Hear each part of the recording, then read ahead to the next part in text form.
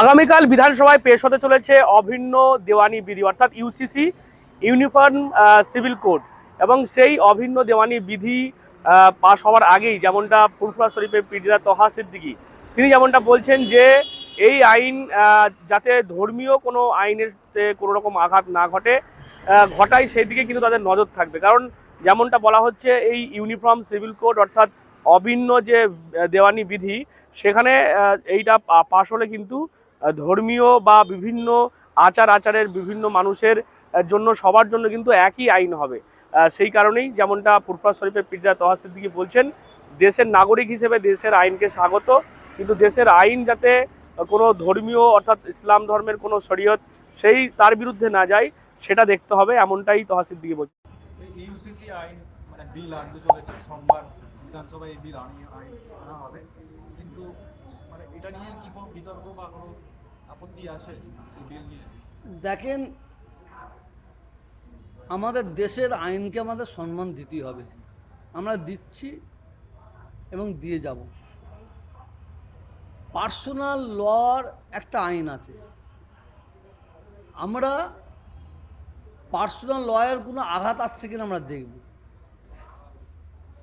আমরা একদিকে আমাদের ইসলামিক পার্সোনাল ল বোর্ডের একটা আইন আছে আর একটা দেশের আইন, আমরা দুটো আইনকে দুটো হাতে রাখব। এক হাতে ইসলামিক আইন থাকবে আর একটা দেশের আইন থাকবে। আমরা দেশের আইন মানতে গিয়ে ইসলামিক আইনে কোনো আঘাত আসছে কিনা আমরা দেখব। যদি ইসলামিক আইনে আঘাত আসে তাহলে আমরা এটা নিয়ে ভাবব। 3 তালাক বিষয় আছে এবং মহিলাদের যে জমি জায়গার বিষয় আছে, সব বিষয় আছে। আমরা অবশ্যই আমরা ইসলামিক আইন আগে আমরা দেখব, তার সাথে আমাদের দেশের আইন দেখব। দেশের আইন মানতে গিয়ে ইসলামিক আইনে আঘাত আসবে, শরীয়তি আইনে আঘাত আসবে, সেটা আমাদের ভাবতে হবে। এবং এই একই দেশ একই আইন, এতে আদিবাসীদেরও বিরাট অসুবিধা হয় বলে আমি মনে করি। আদিবাসী ভাই বোনেদের তাদেরও অসুবিধা হবে বলে মনে করি। একই দেশ একই আইন যদি হয় তা আমাদের দেশেতেও একই দেশ একই আইন দেখছি না। এইবারে কুরবানির সময় আমাদের গরু কুরবানিটা বন্ধ হয়ে গেল, কিন্তু এই ভারতবর্ষে অন্য রাজ্যে গরু কুরবানি চলছে। একই দেশে আইন কী করে হলো? একটা রাজ্যে মদ পুরো বন্ধ করে দিয়েছে, ব্যান করে দিয়েছে, আবার অন্য রাজ্যে মদ বিক্রি হচ্ছে। একই দেশ একই আইন কী করে হলো? এগুলো আমাদের ভাবতে হবে। আমরা ভারতবাসী, আমি একটা ভারতের নাগরিক, প্রত্যেকটা ভারতবাসীকে ভারতের আইনকে সম্মান দিতে হবে। কিন্তু প্রত্যেকটা যেমন একই দেশের একই আইন যখন পাস করছে, তা আইন পাস করার আগে ভাবতে হয় প্রত্যেকটা ধর্মের, খ্রিস্টানদের একটা নিয়ম আছে, শিখদের একটা নিয়ম আছে, মুসলমানদের একটা নিয়ম আছে, আদিবাসীদের একটা নিয়ম আছে, সে তাদের ধর্মের কোনো জায়গায় আঘাত আসছে কিনা। যদি না আসে নিশ্চয়ই আমরা মানব।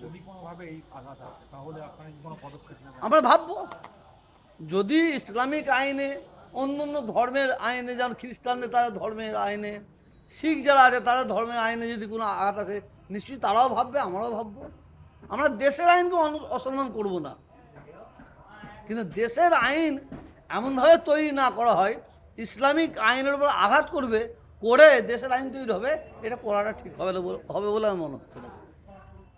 এবং তিনি তার পাশাপাশি বলছেন এক দেশ এক আইন বলা হচ্ছে, অথচ দেখা যাচ্ছে বিভিন্ন রাজ্যে এই ভারতবর্ষেরই দেখা যাচ্ছে বিভিন্ন রাজ্যে বিভিন্ন উদাহরণ তিনি দিয়েছেন, যেখানে এই পশ্চিমবঙ্গে বিজেপি সরকার আসার পরে দেখা যাচ্ছে গোহত্যা বন্ধ করা হয়েছে, অথচ অন্য রাজ্যে আবার গোহত্যা হচ্ছে।